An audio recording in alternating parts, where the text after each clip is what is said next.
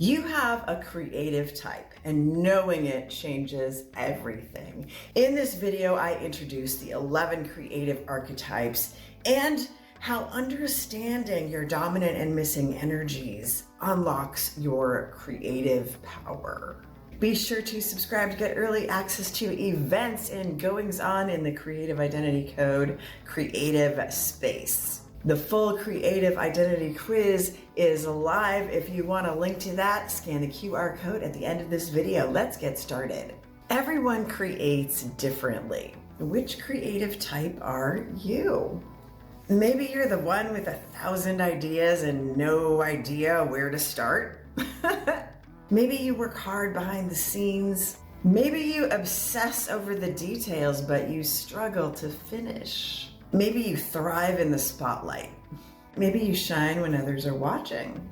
Maybe you'd rather burn your work than to show it to anyone. Or maybe, like me sometimes, your creativity shows up like nobody expects.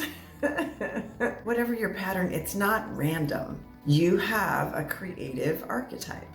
And when you understand it, you stop feeling blocked and start creating and start feeling seen.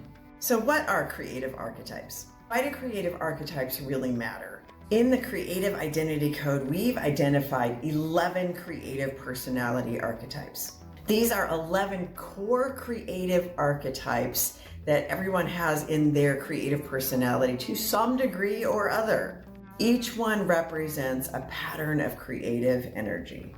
They shape how you approach your work, what lights you up, what frustrates you, and most importantly, what completes you. Because while we all have a dominant archetype, we're often blocked by our missing energy, our missing archetype.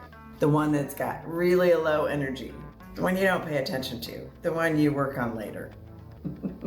I want you to understand that creativity looks different for everyone. And our culture tends to only recognize one type of creativity, the performer on stage, the painter in the studio, or the writer at the writer's desk, right? But creativity is so much more than that. It's how you solve problems, how you imagine possibilities, how you move, how you feel, how you play, how you design, how you reimagine, even how you parent.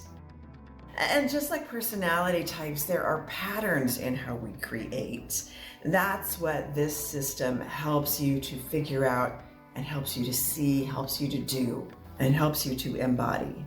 I go deeper into these in our course, in our book, and maybe in some later videos, but let me give you a really quick rundown of what these archetypes are right now so you see where we're going with this. They show up in 3 main energetic families, if you will. Visionaries, makers, and executors. Not like the kind that chops off your head, but the kind that makes stuff happen. And if you're curious, be sure to take the quiz by scanning the QR code in this video. Let's take a quick walk through each group, not too deep yet, but just enough to spark some recognition within yourself. Let's see if you see yourself in one of these archetypes. The first of the 3 energetic groups are the Visionaries, and these are the ones who live in imagination, concept, vision, and thought. They see the big picture. So you might imagine these are the idea-oriented creatives. First, there's the dreamer who's brimming with vision and inspiration, but struggles to bring ideas into form. A vision comes easily to the dreamer, finishing not so much. Then there's the thinker that loves depth and analysis, but often overthinks themselves out of taking action. Then there's the observer who is highly perceptive and wise, but stays stuck watching others instead of creating. Then the aficionado, who's kind of the they have exquisite taste, or maybe they just think they do, and very high standards, but perfectionism keeps them from starting anything. The second creative energetic group are the expression-oriented creatives, the makers. These archetypes thrive on expression, performance, and emotional resonance. They are often misunderstood as too much or wanting attention. There's the artist, who is the artist, emotionally rich and intuitively expressive, but fears their process is too messy. Then there's the performer, who, as you might imagine, thrives on expression, impact, and being seen. Magnetic, but ties their worth to external validation. Not too good. They need an audience, but they struggle with perfectionism. And then there's the worker bee type, which is like the artisan or the craftsman, right? This is they work with their hands, they're grounded in the process.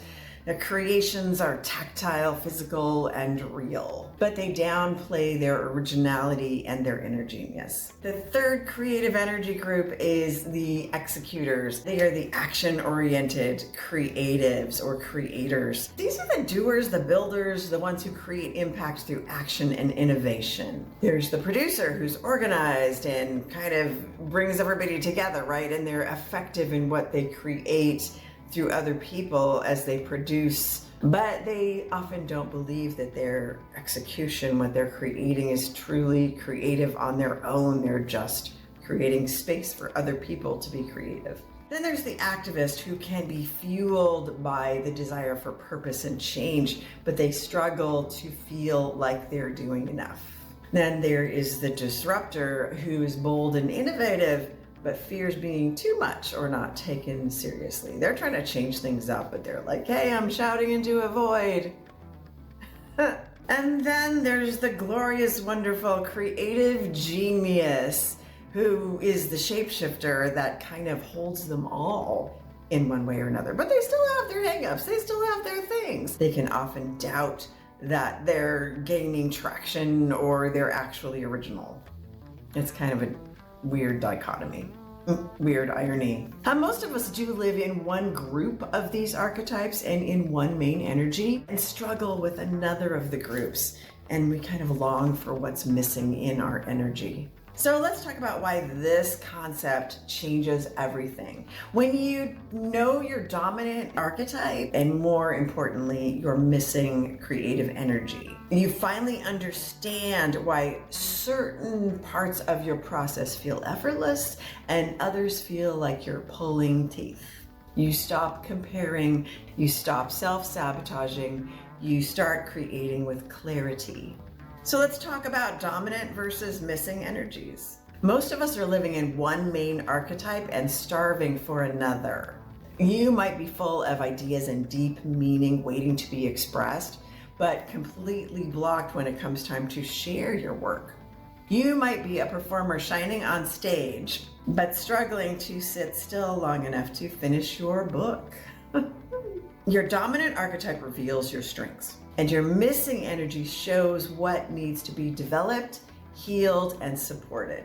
And once you know that, you stop beating yourself up. You stop comparing, and you start creating like you were meant to. When you don't understand your creative archetype, it's easy to think that something's wrong with you. But once you know your pattern, you unlock so much self-compassion. You realize, oh, I don't suck. I just need help grounding my energy. Or no wonder I'm blocked. I've been skipping the part of me that needs to play. Creativity flows when you are aligned with how you were built to create.